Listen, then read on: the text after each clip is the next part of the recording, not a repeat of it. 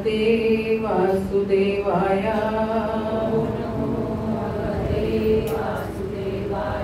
ओम नमो भगवते वासुदेवाय।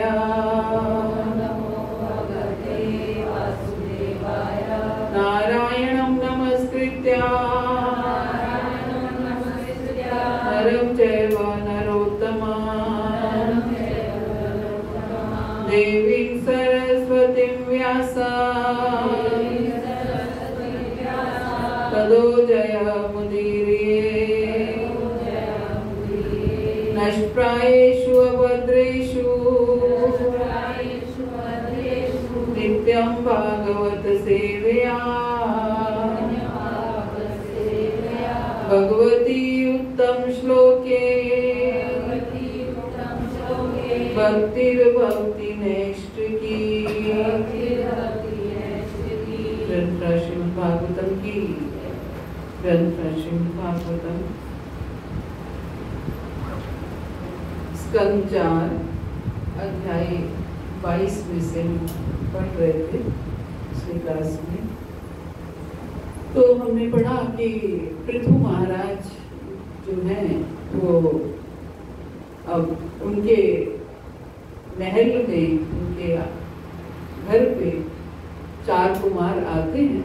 और हमने पिछली क्लास में चर्चा की थी कि कैसे उन्होंने 4 कुमारों का स्वागत किया और एक गृहस्थ को कैसे स्वागत करना चाहिए। मेहमान घर पे आए या फिर कोई भक्त घर पर आए तो उनका कैसे हमें स्वागत करना चाहिए।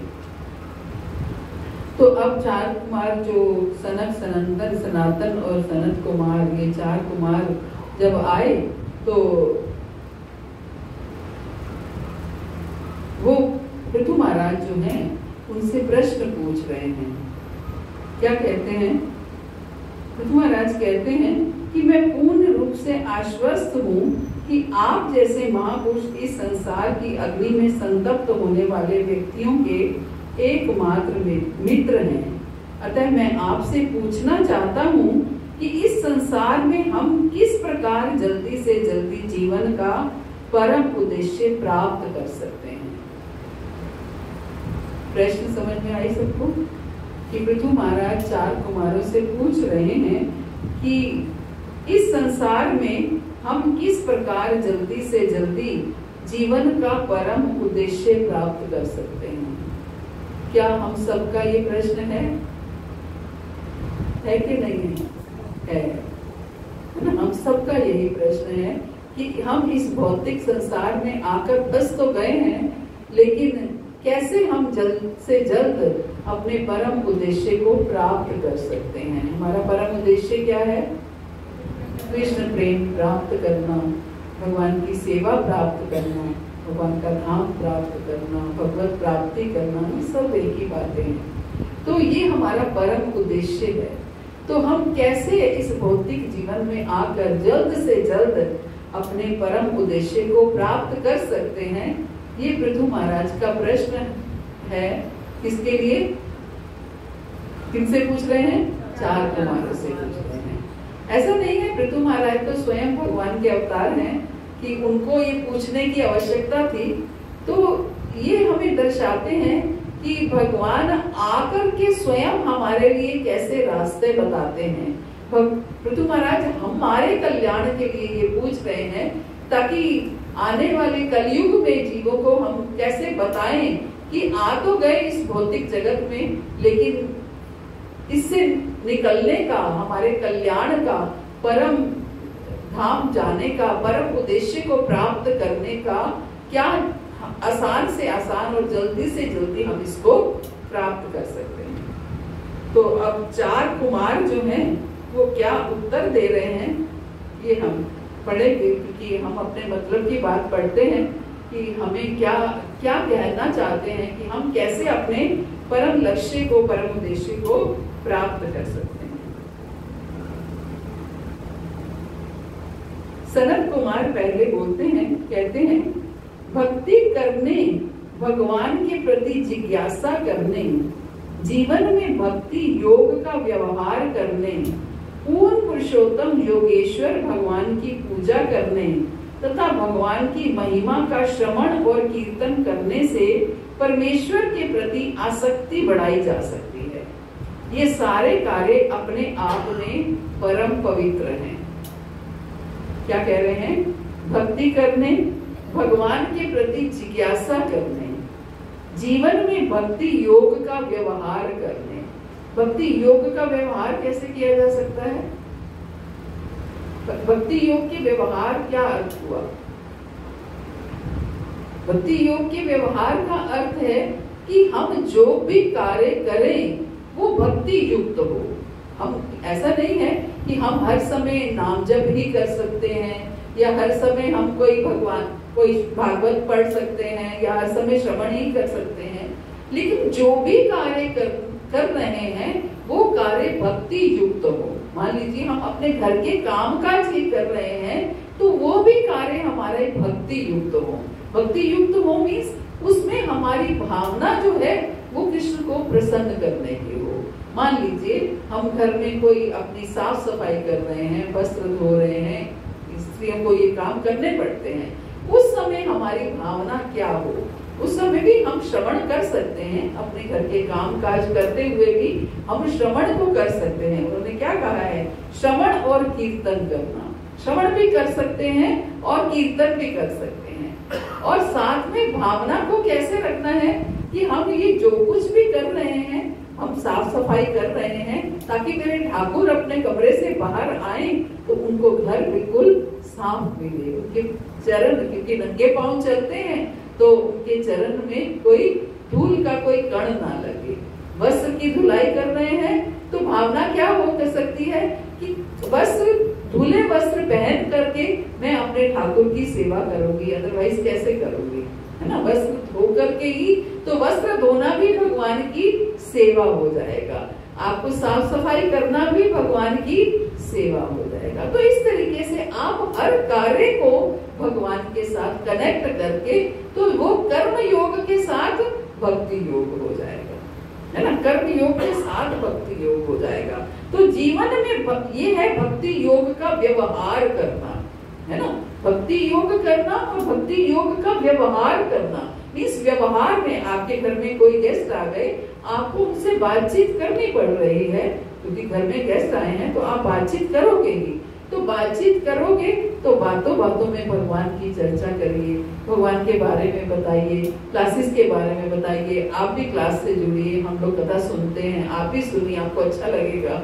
तो इस तरीके से कैसे व्यवहार में भक्ति को लेकर के आना है, दैट इज भक्ति योग का व्यवहार। भक्ति योग का व्यवहार करने से, है ना। तो क्या कह रहे हैं? भक्ति करने, भगवान के प्रति जिज्ञासा करने, जीवन में भक्ति योग का व्यवहार करने और पूर्ण पुरुषोत्तम योगेश्वर भगवान की पूजा करने तथा भगवान की महिमा का श्रवण और कीर्तन करने से परमेश्वर के प्रति आसक्ति बढ़ाई जा सकती है। ये सब कार्य करने से भगवान के प्रति हम आसक्ति बढ़ा सकते हैं। और करना क्या है हमें जीवन में? हम क्या करना चाहते हैं? हम चाहते हैं कि हमारी भगवान के प्रति आसक्ति बढ़ जाए, क्योंकि अगर उधर आसक्ति बढ़ेगी तभी संसार से आसक्ति कम होगी। ये तुला है ना। वहाँ आसक्ति की प्रोग्रामिंग जो भगवान ने हमारे हृदय में की है, वो आसक्ति कहीं ना कहीं तो होगी ही, चाहे वो भगवान से हो, चाहे वो अपने परिवार के लोगों से हो, चाहे घर के सामान से हो। आप देखते हैं कई बड़े लोगों को खासतौर से घर के सामान से, धन से बड़ी आसक्ति होती है। तो आसक्ति कहीं ना कहीं तो होगी ही, हर जीव को होगी। तो अगर वही आसक्ति भगवान से हो जाएगी तो बाकी वस्तुओं से कम होने लगेगी। विषया विनिवर्तन्ते निराहारस्य देहिना रसवर्जम रसोऽप्यस्य परम दृष्टा निवर्तते। जब उत्तम रस की प्राप्ति हो जाती है तो हल्के रस अपने आप छूटने लग जाते हैं। कुकिंग गैस आई तो स्टोव, चूल्हा जिसपे हम खाना बनाते थे वो अपने आप छूट गया, हमने छोड़ा नहीं। आज भी अगर कुकिंग गैस नहीं होती तो हम स्टोव पे या चूल्हे पे खाना बना रहे होते, है ना। मोबाइल फोन आए तो लैंडलाइन अपने आप छूट गए, हमने छोड़े नहीं। बेटर चीज आई, हल्की अपने आप छूट गई। कलर टीवी आए, ब्लैक एंड व्हाइट अपने आप छूट गए। तो जब भी बेटर वस्तु हमें मिलती है, हल्की अपने आप छूट जाती है, तो पता ही नहीं चलता। जब भगवान से आसक्ति हो जाएगी तो संसार की आसक्ति कब छूट जाएगी ये पता ही नहीं चलेगा, है ना। हम जितना मर्जी प्रयास कर लें कि हम संसार से आसक्ति कम कर लें, छोड़ दें, नहीं छूट सकती, क्योंकि आसक्ति जो हृदय में है वो कहीं ना कहीं तो होगी। इसलिए वो आसक्ति अगर भगवान से लग जाएगी तो संसार से छूटेगी, अगर भगवान से नहीं लगेगी तो संसार से कभी नहीं छूटेगी। बहुत से लोग कहते हैं, हम कभी अगर आप उनको कहेंगे कि आप सत्संग में आया कीजिए, सुना कीजिए, नहीं नहीं हम तो घर में बैठे सब कुछ कर लेते हैं।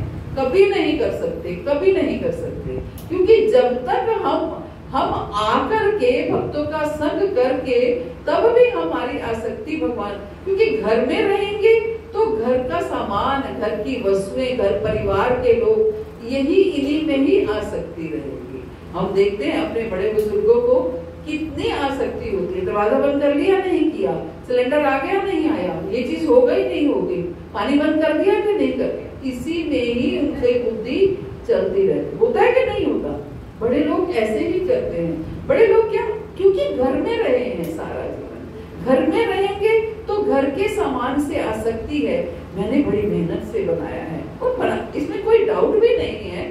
जिसको प्राप्त करने में आपने परिश्रम किया है उसके प्रति आपकी आसक्ति होगी ही होगी।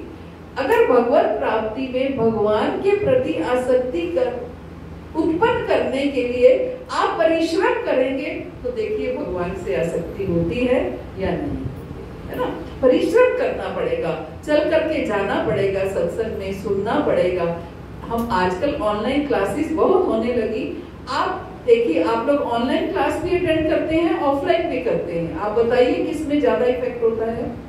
ऑफलाइन में ज्यादा इफेक्ट होता है। ऑफलाइन में हालांकि आपका समय जो है ऑनलाइन में बचता है।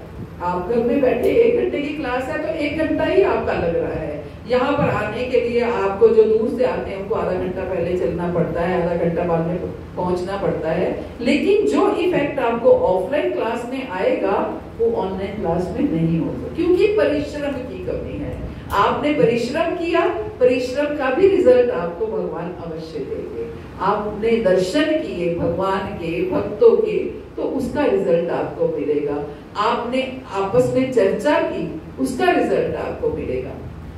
तो इस तरीके से भगवान से आसक्ति उत्पन्न करने के लिए हमें कुछ ना कुछ तो प्रयास करना पड़ेगा। तो यही कह रहे हैं शरण कुमार जी क्या कि हमें क्या करना है? भगवान के प्रति भक्ति करनी है, भगवान के प्रति जिज्ञासा करनी है, जीवन में भक्ति योग का व्यवहार करना है। ये बहुत इम्पोर्टेंट है। भक्ति योग को व्यवहार में लेकर के आना ये बहुत महत्वपूर्ण है, क्योंकि आप हर समय जप नहीं कर सकते, हर समय श्रवण नहीं कर सकते, हर समय अध्ययन नहीं कर सकते, कोई भी कार्य आप हर समय नहीं कर सकते। लेकिन भक्ति योग का व्यवहार आप हर समय कर सकते हैं, हर समय कर सकते हैं। जो भी कार्य करते हैं वो उसमें भी भक्ति योग का व्यवहार करते हैं। प्रभु जी सामने बैठे हैं तो ये अपनी शॉप पर भी रहते हैं, तो शायद ही कोई कस्टमर होता होगा जिससे ये भगवान की चर्चा ना करते हो। हर किसी से भगवान की चर्चा करते हैं, भले ही कोई क्लास में आए या ना आए, लेकिन हर किसी को क्लास के बारे में बताते हैं। नहीं, कोई को क्लास के बारे में नहीं बताएंगे तो बुक्स ही दे देंगे, चलिए आप बुक्स पढ़िए।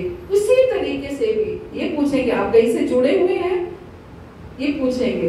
अगर नहीं जुड़े हो तो आप हमारे सेंटर में आइए, ऑनलाइन क्लास सुनिए। किसी भी तरीके से उस व्यक्ति को कनेक्ट करने का प्रयास करते हैं। ये नहीं है कि वो अगर 100 लोगों को बोलते हैं तो शायद कोई एक आता होगा, लेकिन उनका वो समय क्या किसमें गया?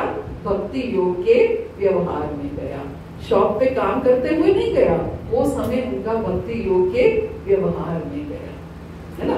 ये बहुत इंपॉर्टेंट है। हमें भक्ति योग का आप भी हर हर व्यक्ति 24 घंटे जितने समय सोता है वो बात अलग है, अदरवाइज वो कुछ ना कुछ करता ही रहता है। कहीं बाहर मार्केट में शॉपिंग करने जाएगा, कुछ करेगा, कुछ ना कुछ करेगा, घर के काम काज करेगा। उस हर कार्य को भक्ति योग के व्यवहार में लेकर के आइए तो देखिए कैसे प्रचार बढ़ता है ना। तो हर समय हमें आपको जो देखेगा, कहते ना प्रभु क्या कहते हैं, आचार ही प्रचार है। आप अगर ऐसा करेंगे आपको कोई देखेगा, देखने वाला भी कहेगा कि देखो ये हर समय भगवान की मस्ती में रहते हैं। आप करके देखिए, हर समय मस्ती में रहेंगे, हर समय भगवान की मस्ती में रहेंगे, है ना। तो ये हमें करना है। तो भक्ति योग का व्यवहार करना और पूर्ण पुरुषोत्तम योगेश्वर भगवान की पूजा करने और भगवान की महिमा का श्रवण और कीर्तन करने से परमेश्वर के प्रति आसक्ति बढ़ाई जा सकती है। ये किस प्रश्न का उत्तर है कि कैसे हम जल्द से जल्द अपने मिशन को, अपने उद्देश्य को, अपने लक्ष्य को प्राप्त कर सकते हैं। आगे क्या बताते हैं,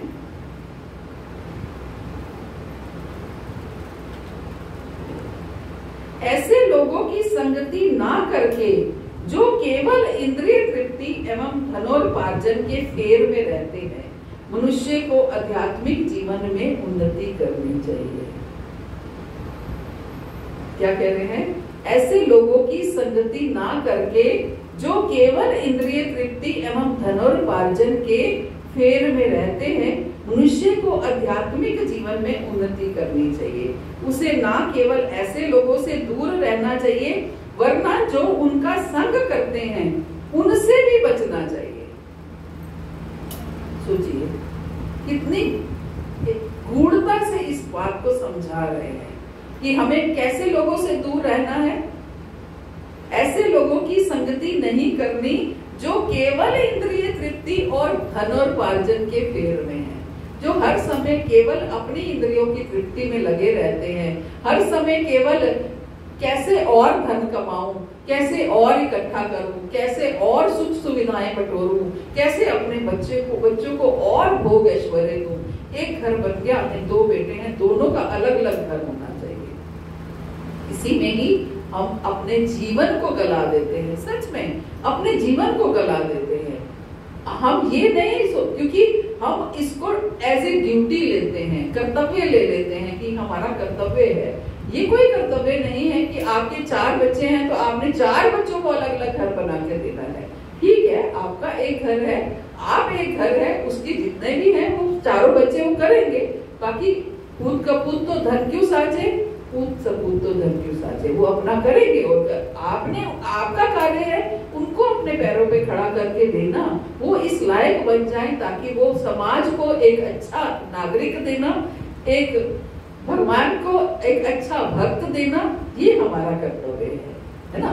और हमारा कोई कर्तव्य नहीं है। हम सारा जीवन जो है इसी उसमें लगे रहते हैं कि कैसे हम क्योंकि हम इंद्रिय तृप्ति करते हैं और हम चाहते हैं कि हमारे बच्चे भी और इंद्रिय तृप्ति करें, अच्छे भोग विलास में जाएं। अगर बच्चा कोई भक्ति में जाता है तो माता पिता को बहुत ऑब्जेक्शन होती है। वही बच्चा अगर कहीं मूवी देखने चला जाता है, क्लब में चला जाता है, तो माता पिता बड़े गर्व से बताते हैं कि फ्रेंड्स के साथ घूमने गया है, उसमें उनको कोई ऑब्जेक्शन नहीं है। वहां जाके वो 5 घंटे 6 घंटे व्यर्थ गवा आएगा, इतना पैसा भी बर्बाद कर आएगा, उसमें माता पिता को कोई ऑब्जेक्शन नहीं होती। अगर बच्चा मंदिर जाने लगा और रेगुलर खासतौर से जाने लगा तो माता पिता भयभीत हो जाते हैं कि कहीं हमारा बच्चा हमारे हाथ से निकल ना जाए, कहीं पूर्ण रूप से शरणागत ना हो जाए, कहीं ब्रह्मचारी ना बन जाए।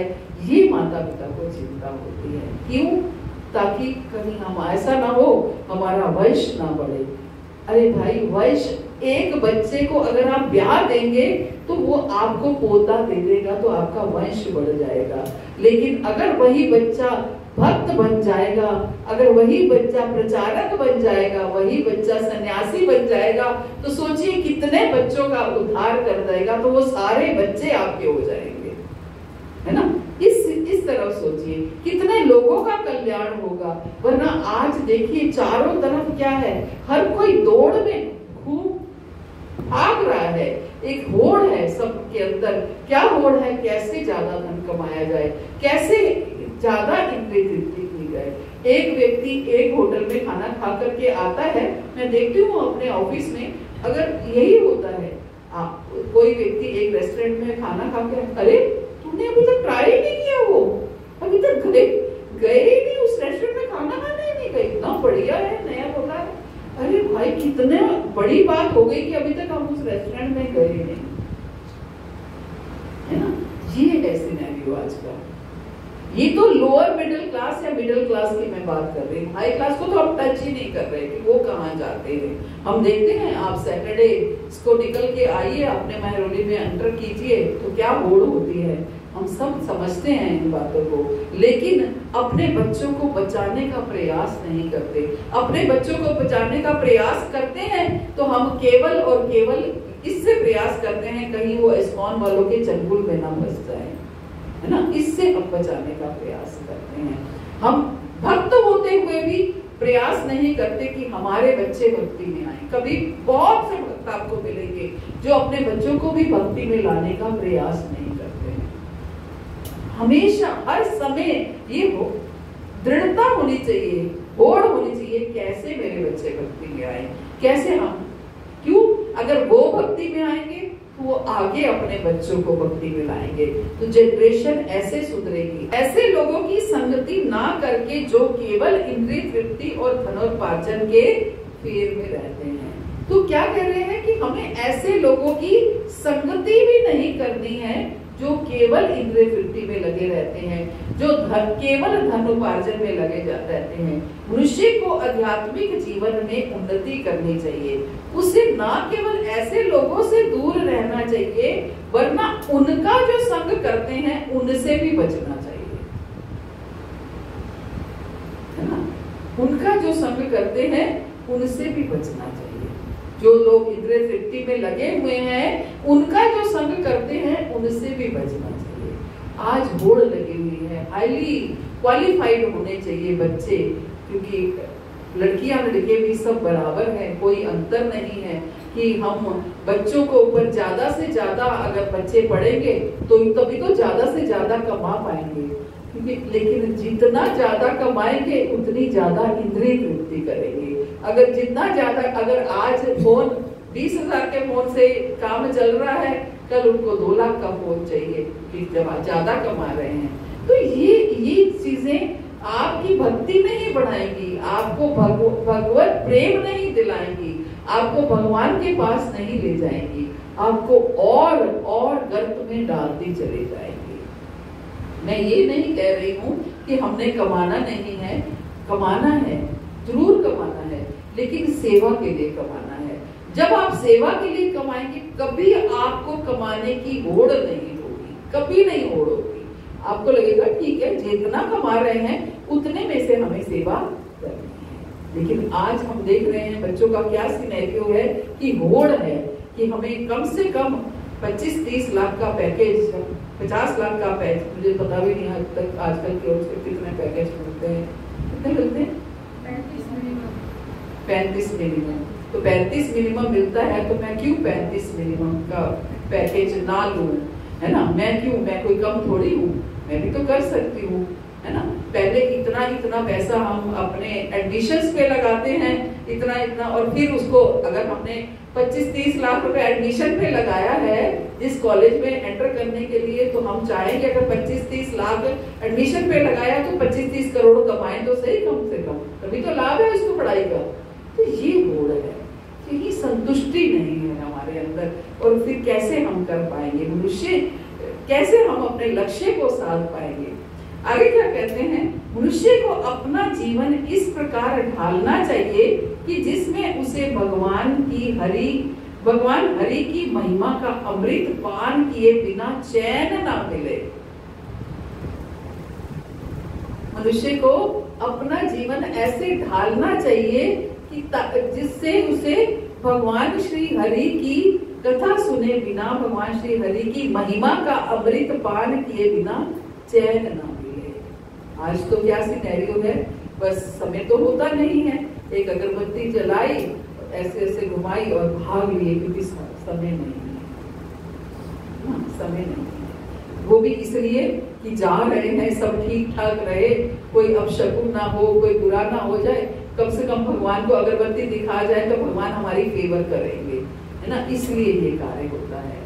लेकिन यहाँ क्या लक्ष्य साधने के लिए कह रहे हैं, मनुष्य को अपना जीवन इस प्रकार ढालना चाहिए कि जिसमें उसे भगवान हरि की महिमा का अमृत पान किए बिना चैन ना मिले। इस प्रकार इंद्रिय भोग से विरक्ति उत्पन्न होने पर मनुष्य उन्नति कर सकता है। इंद्रिय भोग से विरक्ति उत्पन्न होने पर मनुष्य उन्नति कर सकता है। किसमें उन्नति कर सकता है? भक्ति में उन्नति कर सकता है। जब इंद्रिय भोग से हमारी विरक्ति होगी तभी हम भक्ति में उन्नति कर सकते हैं, अदरवाइज नहीं। अदरवाइज तो हम अगर इंद्रिय भोग से विरक्ति नहीं होगी तो हम अगर दिखावे के लिए भक्ति में आ भी गए तो वहां भी ऐसे लगेगा कि सुंदर साड़ी होनी चाहिए, है ना। अब ये साड़ी उस दिन पहन गए थे तो अब दोबारा सत्संग में ये साड़ी कैसे पहन गए, पिछले सैटरडे तो पहनी थी और फिर से कैसे पहन गए। तो ये इंद्रिय भोग जो है ना, ये हमें कभी रहने नहीं देगा, कभी जीने नहीं देगा। लक्ष्य साधना है तो बहुत बारीकी से हमें इसको सोचना पड़ेगा। और क्या कहते हैं, थोड़ा सा और डरा के फिर बंद करते हैं। जब तो नहीं रहना, ये रियलिटी है। हमें लगता है हम भक्ति कर रहे हैं, लेकिन किस लेवल की भक्ति करनी है ये हमें चार कुमार समझा रहे हैं। कह रहे हैं कि आध्यात्मिक उन्नति के इच्छुक व्यक्ति को चाहिए कि वह अहिंसक हो। आध्यात्मिक उन्नति के इच्छुक व्यक्ति को चाहिए कि वह अहिंसक हो, महान आचार्यों के पद चिन्हों का अनुगमन करे, भगवान की लीलाओं के अमृत का सदैव स्मरण करे, बिना किसी भौतिक कामना के यम नियमों का पालन करे और ऐसा करते हुए दूसरों की निंदा ना करे। कितना मुश्किल काम दे दिया है ना, दूसरों की निंदा ना करना, ये तो बहुत ही कठिन कार्य है। कैसे बारीकी से उन्होंने उत्तर दिया है। मैं पढ़ रही थी तो मैं सोच रही थी कि देखो कितनी बारीकी से उन्होंने उत्तर दिया है कि पॉइंट हर जगह से निकाल के। आपको 7 दिन की भागवत में ये नहीं सुनाया जाएगा। आप सुनो, 7 दिन की भागवत किसने सुनी है? सबने सुनी होगी। कभी सुनाई गई आपको ये बातें? ये भागवत बता रही है। तभी तो हम उस 7 दिन की भागवत से कुछ सीख नहीं पाते, हम अपने अंदर बदलाव नहीं ला पाते। ये भागवत पढ़ोगे तो आपको बदलाव आएगा। ये भागवत कोई अलग नहीं है, वही भागवत है, लेकिन वहां पूरी सुनाई नहीं जाती। वहां केवल वही सुनाई जाती है जिसमें आप नाच सके और आनंद एंजॉय कर सके, बस, और कुछ नहीं सुनाई जाती। क्या कह रहे हैं? आध्यात्मिक उन्नति के इच्छुक व्यक्ति को चाहिए। सबके लिए नहीं है ये बात, पहले उन्होंने क्लियर किया कि ये बात सबके लिए नहीं है। किसके लिए है? जो आध्यात्मिक जीवन में उन्नति करना चाहता है। आध्यात्मिक जीवन में आध्यात्मिक उन्नति के इच्छुक व्यक्ति को चाहिए कि वो अहिंसक हो। अहिंसक हो का अर्थ क्या है? मांसाहार ना करे, है ना, हिंसा ना करे, महान आचार्यों के पद चिन्हों का अनुगमन करे, भगवान की लीलाओं के अमृत का सदैव स्मरण करे, बिना किसी भौतिक कामना के यम नियमों का पालन करे और ऐसा करते हुए दूसरों की निंदा ना करे। ऐसा करते हुए दूसरों की निंदा ना करे। भक्त को अत्यंत सादा जीवन बिताना चाहिए। भक्त को अत्यंत सादा जीवन बिताना चाहिए। इसलिए जो भी लोग पूर्ण रूप से शरणागत होते हैं तो उनको सबसे पहले एक कलर का वस्त्र दे दिया जाता है कि आपको अब यही पहनना है, इसलिए ताकि कम से कम वस्त्रों की होड़ खत्म हो जाए, है ना, कि अब आपको व्हाइट ही पहनना है, अब आपको ऑरेंज ही पहनना है। ये एक कलर का वस्त्र है, यूनिफॉर्म, है ना। क्योंकि आप अगर पूर्ण रूप से शरणागत हो रहे हो तो इसका मतलब आप आध्यात्मिक उन्नति करना चाहते हो, तो इसलिए आज से आपको गेरुआ ही पहनना है। तो जरूरी नहीं है हमने गेरुआ धारण करना है, जरूरी नहीं है हमने व्हाइट धारण करना है, लेकिन कम से कम हम सादा जीवन तो बिता ही सकते हैं कि हमें इतने से ज्यादा ड्रेसेस नहीं रखनी है, ये तो हम कर ही सकते हैं, है ना। लेकिन कहाँ हम करते हैं, अलमारी खोलो तो कपड़े ऊपर गिरते हैं। भक्त को अत्यंत सादा जीवन बिताना चाहिए और विरोधी तत्वों की द्वैतता से विचलित नहीं होना चाहिए। विरोधी तत्वों की द्वैतता से विचलित नहीं होना चाहिए, क्योंकि आप अगर भक्ति करेंगे तो आपके विरोधी तत्व बहुत उत्पन्न हो जाएंगे। ये क्या कर रहे हो, कहाँ अपने जीवन को खराब कर रहे हो, इतने इंटेलिजेंट हो तुम, अच्छी तरह से काम करो, जॉब करो, इतनी अच्छी तरीके से मल्टीनेशनल्स में जाओ, वहां आपको लाखों रुपए का पैकेज मिलने वाला है, आप कहाँ फंस गए यहाँ पर आकर। क्योंकि मैं अपने ऑफिस में अपना सिनेरियो देखती हूँ, आपने प्रमोशन क्यों नहीं ली, आप तो इतना सब कुछ कर सकते थे, आप तो ये कर सकते थे, आप तो वो कर सकते थे, मुझे बहुत लोग कहते हैं। तो अगर मैं प्रमोशन ले लेती तो क्या होगा, 40,000, 50,000, 1 लाख एक्स्ट्रा कमा लेती तो क्या होता। तो अपने बच्चों के लिए थोड़ा और ज्यादा छोड़ जाती तो क्या होता, बच्चे उसको भी खा जाते, इसको भी खा जाएंगे, है ना। तो जो मैं अब कर पा रही हूं तब वो शायद ना कर पाती, है ना। तो ये हमें द्वैतता है, ये हमें लोग बहकाने का प्रयास करेंगे, कहने का प्रयास करेंगे कि कहाँ फंस गए हो, क्या कर रहे हो, छोड़ो, किन चक्रों में पड़ गए, तो आपकी उम्र ही क्या है, अभी से माला, है ना, अभी से माला, बड़ी उम्र पड़ी है, कर लेना बुढ़ापे में, ये द्वैतता है ना। और हम अगर उस चक्कर में आ गए तो छूट गई माला, ठीक है कर लेंगे बुढ़ापे में। आपको पता है आपका बुढ़ापा आएगा या नहीं आएगा। आज के समय में हम देखते हैं किसकी आयु कितनी है हम नहीं जानते, 1 मिनट में हार्ट अटैक आया और गए, है ना। तो कैसे भक्ति को आज के लिए ही होनी चाहिए भक्ति, आज से भक्ति, अभी से भक्ति, ना कि बुढ़ापे की भक्ति। तो भक्त को सादा जीवन बिताना चाहिए और विरोधी तत्वों की द्वैतता से विचलित नहीं होना चाहिए। उसे चाहिए कि वह उन्हें सहन करना सीखे। जो भी आपको ऐसा बोलता है उसको सहन करना सीखे। तो ये और भी बहुत कुछ है, लेकिन हमारे पास समय इतना ही है, तो हमें यही सीखना है ये सब कुछ। अगर हम भक्ति में उन्नति करना चाहते हैं, अगर हम अपने उद्देश्य को प्राप्त करना चाहते हैं, तो हमें क्या करना है, कितना गंभीर होना है, ये हमें सीखना है। हम तो बिल्कुल आसपास रहकर भी ऑफलाइन क्लास में नहीं आ पाते हैं, कैसे उन्नति करेंगे, कैसे सोचेंगे कि हाँ हमने तो दीक्षा ले ली कि हो गया हमारा कल्याण। केवल दीक्षा लेने से नहीं होगा, हमें प्रयास करना पड़ेगा, है ना। हमें दीक्षा का मतलब है गुरु की आज्ञाओं का पालन करना, है ना। अगर हम दीक्षा तो ले ली, उनकी आज्ञा का पालन नहीं किया तो क्या हुआ, वो दीक्षा आपकी नलीफाई हो सकती है। इसलिए प्रयास कीजिए, गंभीर हो जाइए, एकदम गंभीर हो जाइए, और ना जाने कितने दिन और देखते हैं, कितना जीवन हो रहा है। हमने नेगेटिव नहीं मैं बात कर रही हूँ, लेकिन अपने लक्ष्य को हमें साधना है। इस मनुष्य जीवन को ऐसे व्यर्थ नहीं जाने देना है। न जाने कितने जीवन हम पहले निकाल चुके हैं, फिर भी भगवान ने कृपा करके हमें फिर से मनुष्य जीवन दिया है। तो अगर ये भी हम निकाल देंगे तो न जाने आगे वो मिलेगा या नहीं मिलेगा।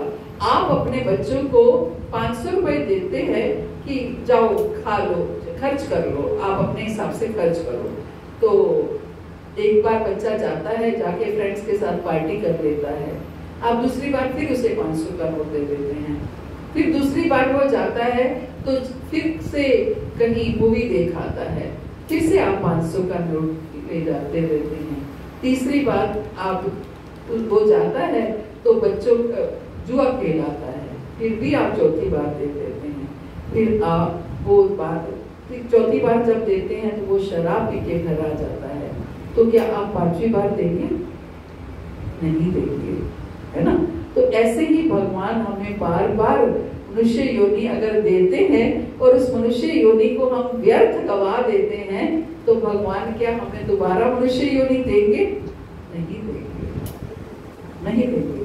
दी तो थी, तुमने तो व्यर्थ गवा दिया।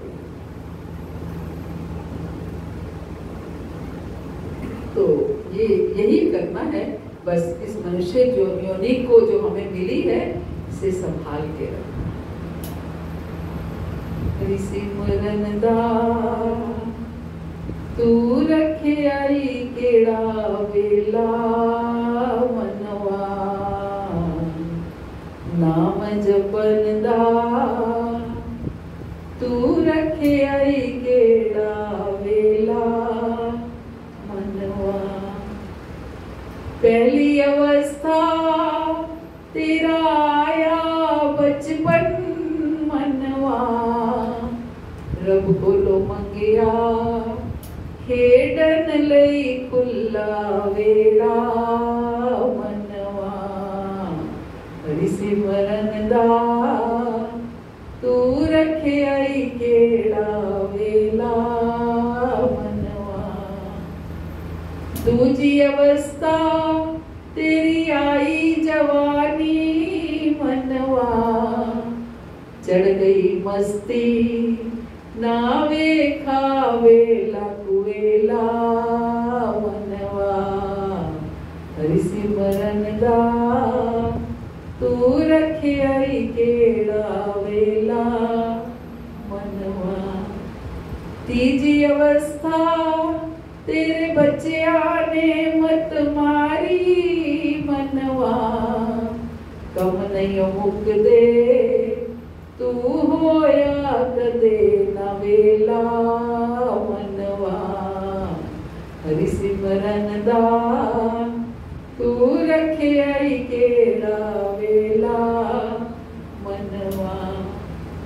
चौथी अवस्था तेरे अंग नहीं हिल दे मनवा, पया कुरला में कोई गल तेरी ना सुनदा मनवा। हरि सिमरन दा तू रखे आई केड़ा वेला मनवा। पंजवीं अवस्था जद अखियां बीचन लगिया मनवा, लोकी कहते चल मुक गया जग दा झमेला मनवा। हरि सिमरन दा तू रखे आई केड़ा वेला मनवा, नाम जपन दा तू रखे आई केड़ा वेला मनवा। पता नहीं आपको समझ आया होगा या नहीं आया होगा, लेकिन हर अवस्था को हम ऐसे निकाल देंगे तो कैसे कृपा होगी। हरे कृष्ण। श्री प्रभुपाद की जय, गुरु महाराज की जय, आप सब भक्तों की जय। तो किसी का कोई प्रश्न हो तो ले सकते हैं। हाँ जी।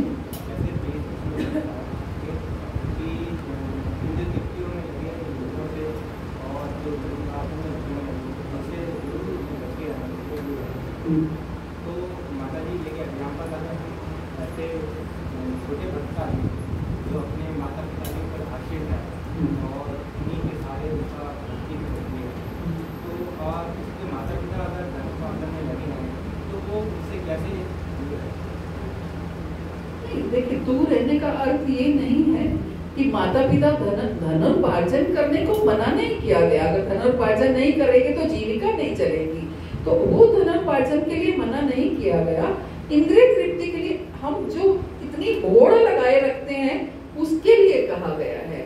और माता पिता भी अगर ऐसा कर सकते हैं तो फिर भी अगर उनकी संतान निकलना चाहती है तो बड़े भाग्यशाली वो माता पिता हैं। तो अगर ऐसी संतान है, ऐसे माता पिता होने के बावजूद कि माता पिता धन के उपार्जन की होड़ में लगे हुए हैं लेकिन संतान भक्ति करना चाहती है, तो इसका मतलब तो वो कोई पुण्यात्मा है जो आई है, तो वो अपने आप निकल जाएगी। कैसे दूर रहे, शरीर से भले ही दूर ना रह पाए, कम से कम मन से हम दूर रह सकते हैं। ऐसे संबंधों से फिर हम मन से दूर रह सकते हैं कि हम अब कम से कम अटैच ना हो, उससे डिटैच होकर के रहे, है ना, डिटैच होकर के रहे कि हमें ये काम नहीं करना है ना, हमें ये काम। आप देखिए कई फादर्स कई होते हैं कि बहुत ड्रिंक करना और बहुत ऐसे ही गलत व्यसनों में अगर पड़े होते हैं तो बच्चों को ये अच्छा नहीं लगता।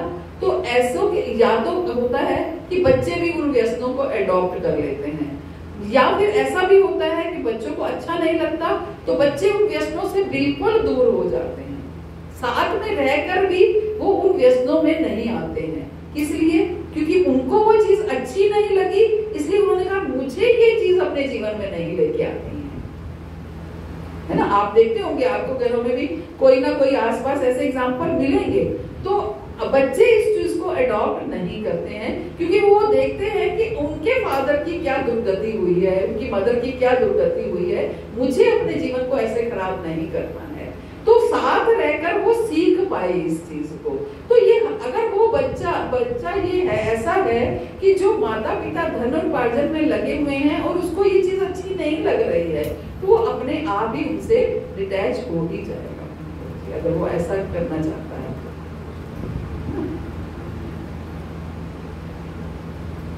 और किसी को प्रश्न?